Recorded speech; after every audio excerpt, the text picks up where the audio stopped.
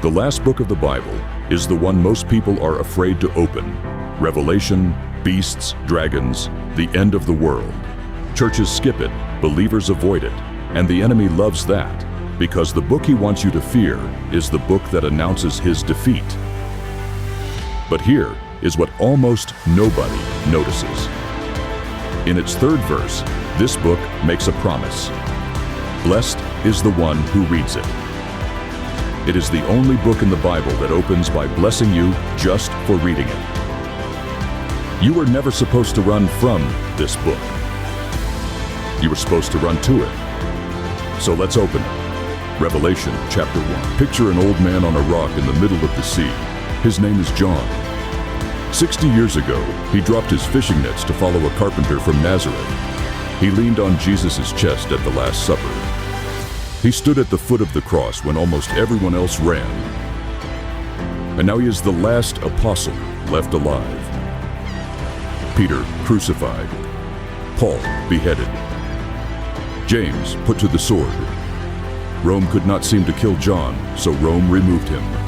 Exiled to Patmos, a hard little island off the coast of what is now Turkey, under an emperor named Domitian, a man who demanded to be called Lord and God. The churches John planted are bleeding. Believers are losing businesses, homes, and lives because they will not say those two words about Caesar.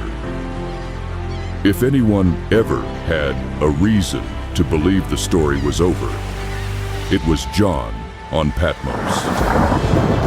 And it is right there, on the prison island, at the lowest point, that heaven opens.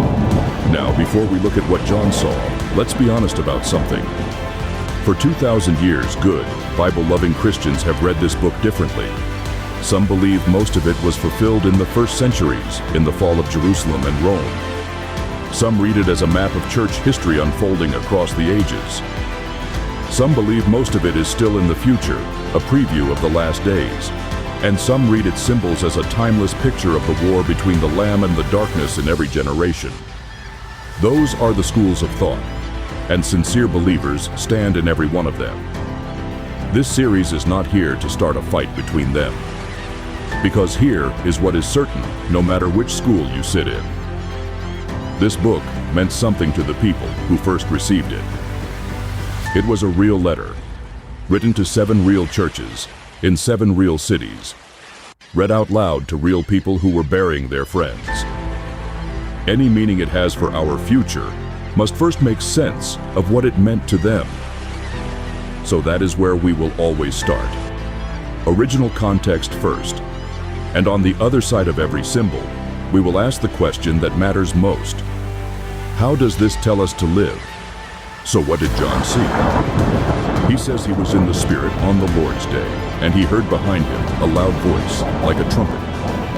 He turns around, and he sees 7 golden lampstands, and standing in the middle of them, one like the Son of Man, hair white like wool, white as snow, eyes like a flame of fire, feet like fine brass, glowing as if they had just come out of the furnace, a voice like the sound of many waters, 7 stars held in his right hand, a sharp 2-edged sword coming from his mouth, a face shining like the sun at full strength. This is Jesus, not the baby in the manger, not the teacher on the hillside. This is the risen, glorified King, and every detail means something. The white hair comes straight out of Daniel chapter 7, where the Ancient of Days sits on the throne. John is telling you, this Jesus is eternal God. The eyes of fire mean he sees everything all the way through. No mask works on him, no spin, no performance. The feet of glowing brass mean he has walked through the furnace and he cannot be moved, and he stands with his people while they walk through theirs. The voice like many waters drowns out every other voice, including Caesar's. And the sword coming from his mouth, that is his word. He does not fight with iron like Rome. He speaks, and his word cuts to the truth of everything. But what about the 7 lampstands and the 7 stars in his hand? Here is the beautiful part. You do not have to guess because Jesus himself explains them right there in verse 20.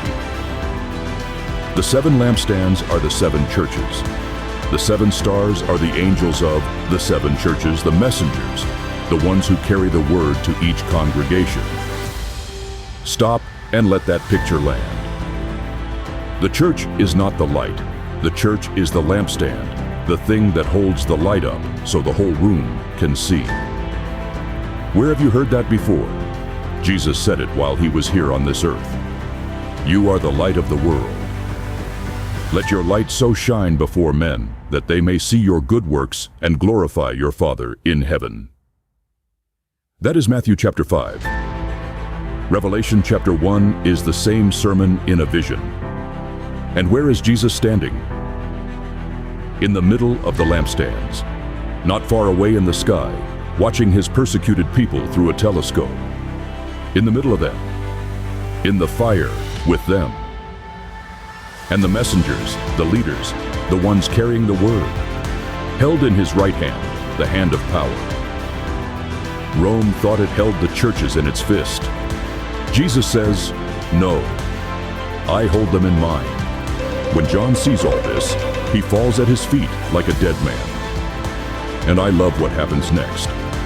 Jesus lays his right hand on him, the same hand holding the 7 stars, and says, do not be afraid. I am the first and the last. I am he who lives and was dead. And behold, I am alive forevermore. And I have the keys of Hades and of death. The keys. Whoever holds the keys owns the house. Death does not own you, believer. Death is a doorway, and Jesus is holding the key ring. So what does all of this mean for us today? It means what it meant then. Our empire does not throw believers to lions. It just tells you, through every screen you own, that Jesus is optional, that truth is a feeling, and that your allegiance belongs to your politics, your platform, or yourself. The empire still wants to be called Lord. It just asks more politely, and the answer is still this vision. Jesus with eyes of fire, so live honest, live holy, because he sees the real you, and he loves you too much to leave you hiding. Jesus with the sword of the word, so let Scripture, not the culture, have the final say in your life. Jesus among the lampstands, so stop treating church like it is optional. He walks among his churches, and how we treat each other in that house matters to him. The New Testament never separates knowing the future from living right now.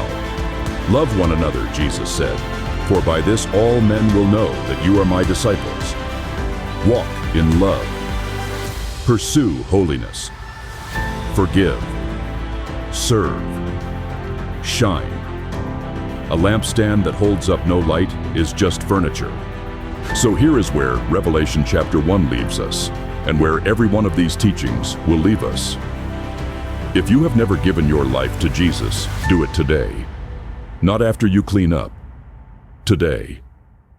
The one with the keys of death is the same one who loved you and washed away sins in his own blood.